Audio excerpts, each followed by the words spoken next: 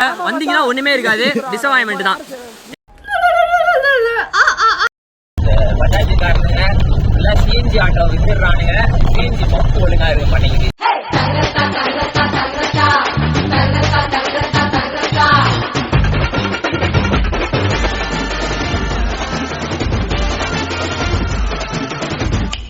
Hello sir, after a long time உங்கள் எல்லாரையும் இந்த மாதிரி ஒரு பெரிய வீடியோவில் சந்திக்கிறது ரொம்ப மகிழ்ச்சி. கிட்டத்தட்ட நான் வீடியோ போட்டேன் வந்து பார்த்தீங்கன்னா ரொம்ப நாள் ஆகுது. இந்த மந்த் ஸ்டார்டிங்கில் வீடியோ போட்டேன், அதுக்கப்புறம் இப்போ தான் வீடியோ போடுறேன்.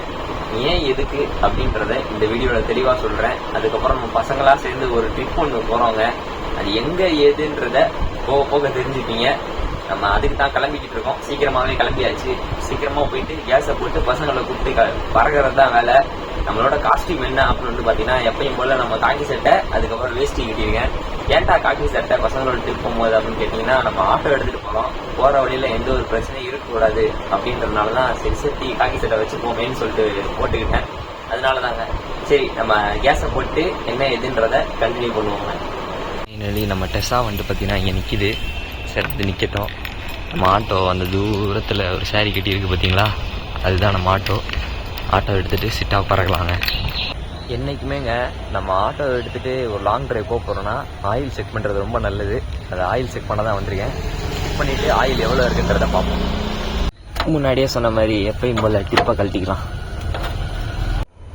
செட் ஆட்டோவில் லைட்டாக கொஞ்சம் போல் ஆயில் கம்மியாக இருக்குது. இது எதனால் அப்படின்னு வந்து பார்த்தீங்கன்னா, நம்ம ஆட்டோவில் போர் ரெடி பண்ணியிருக்கோங்க. அதனால் 10 டேஸில் ஆயில் எப்படியா இருந்தாலும் கொஞ்சம் போல் கம்மியாகும். அந்த விதத்தில் கம்மியாயிருக்கு. என்னடா அதுக்குள்ளே போர் ரெடி பண்ணிட்டியா அப்படின்னு தானே கேட்குது. ஆமாங்க, போர் ரெடி பண்ணுறதுனால தான் நம்ம கொஞ்சம் வீடியோ போடாமல் இருந்தோம். ஃபுல்லாக இது எல்லாத்தையும் நம்ம ரெடி பண்ணுறதுக்கே ஃபுல்லாக இன்ஜினை ஃபுல்லாக பிரித்தாச்சு. இன்ஜினில் ஆயில் லீக் இருக்காது, எதுவுமே இருக்காது. ஏர் ஃபில்டர்லேருந்து எல்லாம் மாற்றியாச்சு.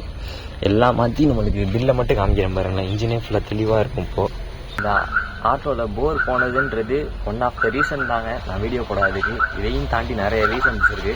அது ஒன்று ஒன்றா பார்க்கலாம். நான் பில்லை காட்டுறேன், நீங்கள் ஷாக்காக போகிறீங்க பாருங்களேன் எவ்வளோ வந்திருக்குன்றதை கேட்டால். ஒரு ஆட்டோ புது ஆட்டோ வாங்கினோடனே 10 மாதத்தில் எப்படி ஆடா அப்படின்னு கேட்பீங்க. எனக்கே ரொம்ப ஷாக்குங்க. ஒரு 10-11 மாதத்துலேயும் இந்த அளவுக்கு ஒரு பெரிய செலவு வந்துருச்சு. அதை மேனேஜ் பண்ணுறது தெரில, ரொம்ப கஷ்டம். கடன் வாங்கி தான் பண்ணியிருக்கேன். அப்போ சார் வழக்கம் போல வந்து பார்த்தீங்கன்னா சிஎன்ஜி இல்லை, இந்த பஜாஜ்காரனுங்க எல்லாம் சிஎன்ஜி ஆட்டோ வித்துடுறானுங்க, சிஎன்ஜி பம்ப் ஒழுங்கா இருக்க மாட்டேங்குது. நைட்லேருந்து நானும் போய் 2 தடவை கேட்டேன், சிஎன்ஜி இல்லைங்க. நான் சரி போகிற வழியில் வேற சிஎன்ஜி பம்ப் இருக்கான்னு சொல்லிட்டு 2 கேட்டேன். இருக்கு, அதில் போய் போட்டுடலாம் அப்படின்ட்டுருக்கான். சரி என்ன இதுன்றத பசங்களை கூப்பிட்டு கண்டினியூ பண்ணுறேன். ஃபஸ்ட்டே ஒரு அப்பாவுக்கு நடந்து போயிடுச்சு. சரி போயிட்டு என்ன என்னன்னு எஸ்எஸ்எஃப் ஒரு வழியாக பசங்களெல்லாம் கூப்பிட்டாச்சு, ஆட்டோலையும் ஏற்றியாச்சு. ஆமாம், எல்லாரும் இன்ன வரைக்கும் சொல்லாம தடா போக போகிறோம். இந்த ஒரு வண்டி, அடுத்து நம்ம ஆட்டோ, இன்னொரு வண்டி ஒன்று வெயிட்டிங்கில் இருக்குது. கிண்டியில் போயிட்டு அந்த வண்டியை கூப்பிட்டுட்டு வீடியோ கண்டினியூ பண்ணுறாங்க. என்னடா இவ்வளவு ஒரு வழியா எல்லாருமே வந்தாச்சு. எங்க அசம்பிள் ஆகணுமோ அந்த இடத்துல அசம்பிள் ஆயாச்சு. 2 கலிசட்ட பசங்க மட்டும் வரல. ஒருத்தன் சைதாபேட்ல இருக்கேன்றான், ஒருத்தன் என்னன்னா வீட்டில் இருக்கேன்றான். என்ன செய்ய போறானுங்கன்னு தெரியல. என்ன இதுன்றத போக போக பார்க்கலாம். எல்லாரும் டயர்ட்ட ஒருத்தனும் ஒரு மார்க்கமா இருக்கானுங்க. என்ன நடக்க போகுதுன்னு ஒன்றும் தெரியல.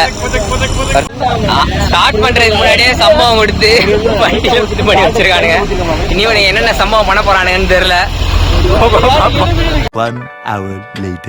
செஞ்சுரி லேட்டருக்கு அப்புறம் இந்த மீசா இல்லாத வந்திருக்கான். நம்ம கூட இன்னொரு வண்டி ஜாயின் ஆயிருக்கு, V3. மொத்தம் நம்ம வந்து ஆட்டோ, பல்சர் 150, அவங்க பல்சர் 150 நிற்கிது. இது V3 ஒன்று. 3 வண்டியில் போகிறாங்க. அடுத்து போயிட்டு சாப்பிட்ற இடத்துல கண்டினியூ பண்ணுறேன். இப்போயே சண்டே ஸ்டார்ட் பண்ணுறானுங்க. எஸ்எஸ்எஃப் ஒரு வழியாக கடைக்கு வந்தாச்சு. ஒருத்தன் ஒரு சைடு போயிட்டு சென்னை அவுட்டரில் ஒரு கடையில் வந்து உட்காந்துருக்கோம். எல்லாரும் மார்க்கமாக இருக்காங்க. அதுலேயும் இவன் எக்ஸ்பெஷலி இவன் ஒரு மாதிரி இருக்கான்.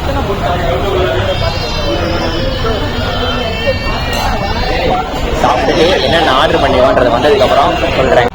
ஒரு வழியாக சாப்பிட்டு முடிச்சு எல்லாரும் அவன் தோழியை பார்க்க கிளம்பியாச்சு. எங்கே தானே அடுத்து திரும்ப தடா போகிறதுக்கு தான். இன்னொரு 10 கிலோமீட்டரில் காப்பியை குடிச்சிட்டு நான் ஸ்டாப்பாக தடாக்கு கிளம்புறது தான் பிளானு. இப்பயே மணி வந்து பார்த்தீங்கன்னா 10 ஆகி போச்சு. இனி எவ்வளோ நான் ஆகுன்றது தெரில.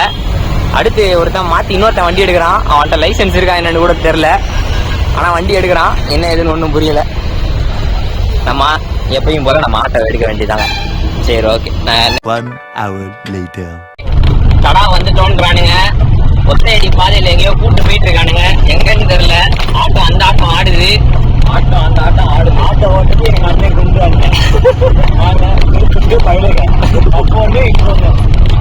எப்படின்னா அப்படின்னா அந்த மாதிரி ரோடே படு மோசமா போயிட்டு இருக்குது.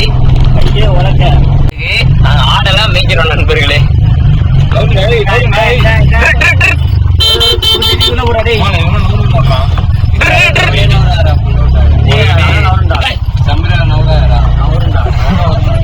இறங்கி ஓடுறான் அப்படி நவர்ல எதுவும் நல்லாடு கூட நண்பர்களே. ஒரு வழியா அப்படி இப்படின்னு வாட்டர் ஃபால்ஸுக்கு வந்தாச்சு. இனிமேட்டு போயிட்டு மாப்பிள்ளைய கையிலேயே பிடிக்க முடியாதுன்ற மாதிரி இவனுங்க எவனையும் கையிலேயே பிடிக்க முடியாது. போயிட்டு மஜா பண்ண போறானுங்கன்றது மட்டும் நல்லா தெரியுது. என்னென்ன பண்றோன்றத போயிட்டு சொல்றேன். ஆட்டோ சுத்தமா ஏற மாட்டேங்குது நண்பர்களே. மழையில ரொம்ப கஷ்டப்பட்டு ஏற்ற வேண்டியதா இருக்குது. எனக்கு தெரிஞ்சு பெட்டரா ஆட்டோ எடுத்து வர்றதுக்கு பைக்லயோ கார்லயோ வந்துருங்க. அதான் எனக்கு தெரிஞ்சு பெட்டரா இருக்கும். அந்த ஏற்றத்துல எப்படி ஏற்ற போறேன்னு தெரியல. பார்ப்போம். நல்லவா ஏறிடும்.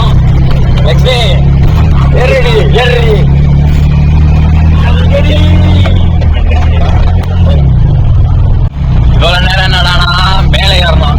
இப்ப என்னடானா கீழே இறங்குறான். என்னடா இதுவோ ஆட்டோ பறக்குது ஃப்ரெண்ட்ஸ். அவரால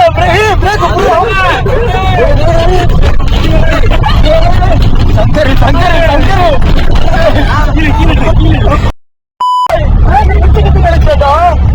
பிரேக் இருக்கா இல்லையா வண்டியில?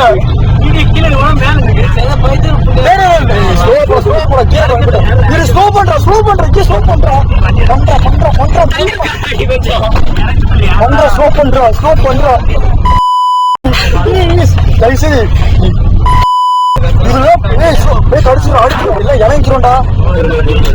பிரேக் அடி பிரேக் அடிடா. சரியா இருக்கா? கவர்ந்துருப்போம் எல்லாம்.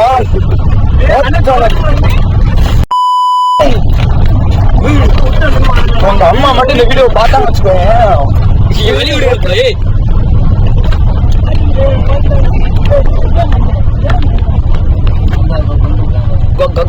எங்க பாடுறது வண்டியா?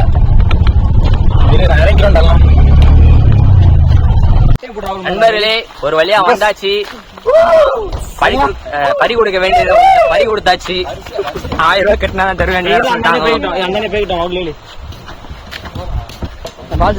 இனிமேட்டு குரங்கிட்ட சண்டை போட்டு இப்ப நாங்க உள்ள போயிட்டு இருக்கோம் நண்பர்களே. எனக்கு முன்னாடியே ஒரு விளாகர் போறாரு. விளாகர் வீடியோ எடுங்க. இல்லடா அவனுக்கு அண்டர் வாட்டர் ஷாட் எடுக்க போறாங்களாம். என்ன செய்யறாங்க பாப்போம். இப்போ 8 மணிக்கு வர வேண்டிய இடத்துக்கு நாங்க 12 மணிக்கு வந்திருக்கோம். இதுல வேற ட்ரக்கிங் பண்ணிட்டு இருக்கோம். நீ ஏறு ஏறு ஏறு ஏறு ஏற விடுறானுங்க. 2 கிலோமீட்டர்ஸ் பையா 2 கிலோமீட்டர்ஸ் பையான்னு. நீ என்ன நடக்க போகுதுன்னு தெரியல. முடியல பாப்போம் என்ன நடக்குதுன்னு. நண்பர்களே ஒரு வழியா வந்தாச்சு. மெயின் ஃபால்ஸுக்கு தான் போக கூடாதுன்னு யாரோ இறந்துட்டாங்களாம். அதனால வந்து என்ஜாய் பண்ண போறோம். ட்ரெஸ்ஸை மாத்தி வெறியாயிட்டு இருக்கானுங்க. என்ன நடக்குதுன்றத பொறுத்திருந்து பார்ப்போம்.